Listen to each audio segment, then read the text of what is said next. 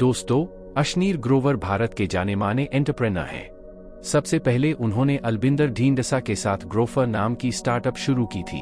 आपका स्वागत है बुक समराइजर यूट्यूब चैनल में।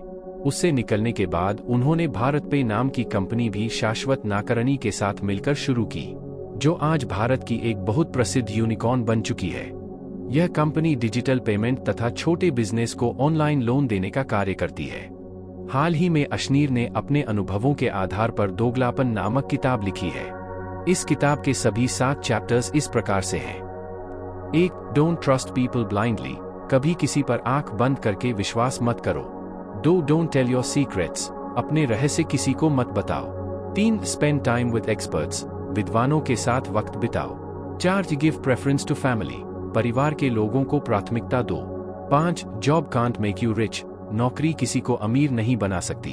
6. Business company startup makes you rich, business ही आपको जल्दी अमीर बना सकता है। 7. लर्न टू डेलीगेट, दूसरों को काम सौंपना सीखो।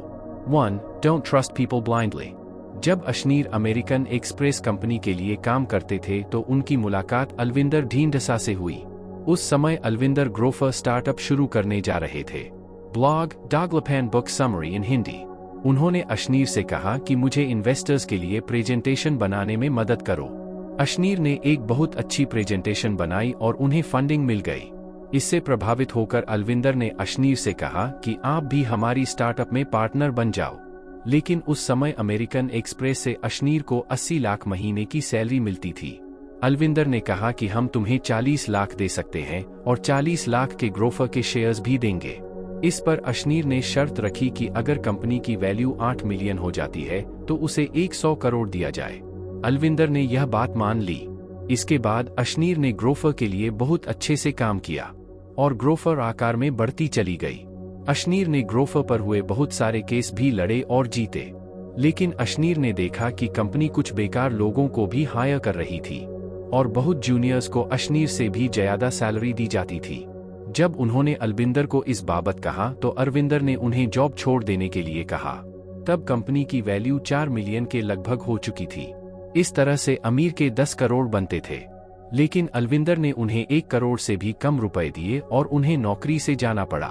तभी से अशनीर ने सीख लिया कि कभी भी किसी पर आंख बंद करके विश्वास नहीं करना चाहिए और हमेशा लिखित कॉन्ट्रैक्ट ही साइन करना चाहिए।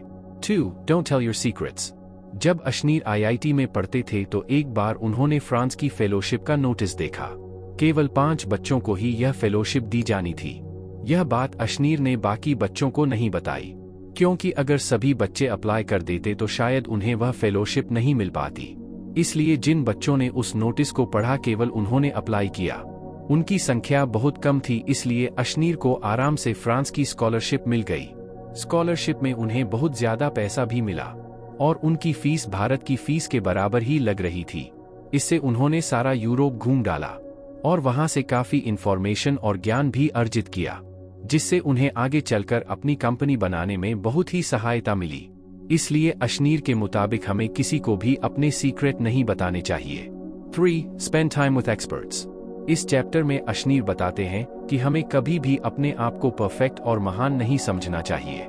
हमें यह बात अच्छे से जान लेनी चाहिए कि हमसे ऊपर भी बहुत से लोग हो सकते हैं और हम दूसरों से भी बहुत कुछ सीख सकते हैं। जब आप इस माइंडसेट के साथ किसी कंपनी को शुरू करेंगे तो आपको बहुत ज्यादा सफलता मिलेगी, क्योंकि आपका माइंडसेट एक ग्रोथ माइंडसेट बना रहेगा और आप हमेशा दूसरे लोगों से सीखते रहेंगे। अशनीर जब फ्रांस गए थे तो उन्होंने वहां के लोगों को नजदीक से देखा। उन्होंने देखा कि वहां के स्टूडेंट्स बहुत ही डिसिप्लिन में रहते हैं। वे टीचर के लेक्चर्स को नोट करने के लिए अलग अलग तरह के पेन का इस्तेमाल करते थे। इससे उनके नोट्स बहुत ही प्रभावी बनते थे। अशनीर ने भी यही टेक्निक सीखी और बाद में वे भी कलर पेन से अपने नोट्स बनाने लगे। इससे उनकी ग्रेड्स में बहुत ज्यादा इजाफा हुआ। उन्होंने फ्रांस के लोगों से अनुशासन में रहना भी सीखा। इससे भी उनकी सारी कंपनियां आगे चलकर बहुत ज्यादा सक्सेसफुल हुईं, क्योंकि वे माहिर लोगों से हमेशा कुछ नया सीखते रहते थे। 4. Give preference to family. कुछ लोग अपने काम धंधे में इतने मशगूल रहते हैं कि वे अपनी फैमिली को ही भूल जाते हैं, लेकिन अशनीर के मुताबिक ऐसा करना गलत है। जब आप पर कोई मुसीबत आएगी तो आपका काम नहीं पूछेगा कि आप कैसे हैं, बल्कि आपका कोई फैमिली मेंबर या रिश्तेदार ही आपका हालचाल पूछेगा। बुरे वक्त में भी ये लोग ही आपके काम आएंगे। 20 साल पुराना दोस्त आपको धोखा दे सकता है, लेकिन आपके फैमिली मेंबर कभी भी आपको धोखा नहीं देंगे। इसलिए अशनीर कहते हैं कि जब आप कोई कंपनी शुरू करें तो उसमें अपने रिश्तेदारों या फैमिली मेंबर्स को भी उचित पोजीशन दें। इससे आपकी कंपनी कभी भी डूब नहीं सकती, क्योंकि आपकी फैमिली मेंबर्स जी जान से आपकी भलाई के लिए काम करेंगे। और कोई आपकी कंपनी में गलत कार्य कर रहा होगा तो इसका फीडबैक आपको मिलता रहेगा। अशनीर कहते हैं कि इसीलिए उन्होंने अपनी पत्नी माधुरी को हमेशा अपने बिजनेस में साथ रखा। भारत में बहुत सारे सफल बिजनेस इसलिए सफल है क्योंकि उन्हें पूरा परिवार मिलकर चलाता है, जैसे हिंदुजा ब्रदर्स या जीरोधा के कामत ब्रदर्स आदि। 5. Job can't make you rich. Ashneer कहते हैं कि जॉब से आज तक ना कोई रिच बना है, ना कभी बनेगा। भारत की मिडिल क्लास फैमिली की यही मानसिकता होती है कि उन्हें कोई सरकारी जॉब मिल जाए, इसके बाद वे सारी जिंदगी बंधाई तनख्वाह पर काम करते हैं। कुछ सालों में थोड़ी बहुत इंक्रीमेंट होती भी है, लेकिन फिर भी वह आमदनी किसी आदमी को करोड़पति या अरबपति कभी नहीं बना सकती। यहाँ तक कि डॉक्टर की महीने की 2 लाख की सैलरी भी अगर आप कैलकुलेट करें तो उसे करोड़पति बनने में काफी सालों लग जाएंगे। तब तक तो डॉक्टर बूढ़ा हो चुका होगा। बुढ़ापे में वह उस पैसे से एंजॉय ही नहीं कर पाएगा। इसलिए हमें अपनी सरकारी नौकरी की मानसिकता को बदलना होगा। शुरू में कुछ सालों तक हम नौकरी कर सकते हैं, उससे होने वाली सेविंग से आप कोई छोटा मोटा बिजनेस आदि करने की भी सोच सकते हैं। अशनीर कहते हैं कि उन्होंने काफी सालों तक अमेरिकन एक्सप्रेस, पीसी ज्वेलर्स आदि कंपनीज में काम किया था, लेकिन जॉब करते हुए उन्हें पता चला कि इससे वे कभी भी अमीर नहीं बन पाएंगे। इसलिए उन्होंने अपनी नौकरी छोड़ दी तथा एक एंटरप्रेन्योर, उद्यमी बनने की सोची। 6. Business makes you rich. Ashneer कहते हैं कि अगर आप लाइफ में आगे बढ़ना चाहते हैं तो आपको कोई बिजनेस, कंपनी या स्टार्टअप शुरू करने के बारे में सोचना चाहिए। आज इंटरनेट के माध्यम से आप ऑनलाइन भी अपना छोटा बिजनेस शुरू कर सकते हैं। शुरू में blogging, affiliate marketing, digital marketing, freelancer agency आदि जैसे छोटे बिजनेस ऑनलाइन ही शुरू कर सकते हैं। सबसे पहले आप जॉब के साथ ही इन चीजों को करें। इससे आपको पता चलेगा कि बिजनेस स्टार्टअप की राह में क्या क्या ऑब्स्टैकल्स आते हैं और उनसे कैसे मानसिक और फिजिकल तौर पर लड़ा जाता है। इससे आपके अंदर एंटरप्रेन्योरशिप की स्किल पैदा होगी तथा मुश्किलों का सामना करने का स्टैमिना पैदा होगा। इसके बाद आप एक फिजिकल बिजनेस या कंपनी भी शुरू कर सकते हैं। जब कंपनी या बिजनेस बड़े हो जाते हैं तो करोड़ों अरबों में कमाई होती है और इसी से आदमी नौकरी के मुकाबले जल्दी अमीर बनता है। आप अगर यहाँ तक वीडियो देख रहे हो, इसका मतलब आपको वीडियो पसंद आई है, तो जल्दी से वीडियो को लाइक कर दो और चैनल भी सब्सक्राइब कर लो, क्योंकि फायदा आपका ही है। 7. Learn to delegate.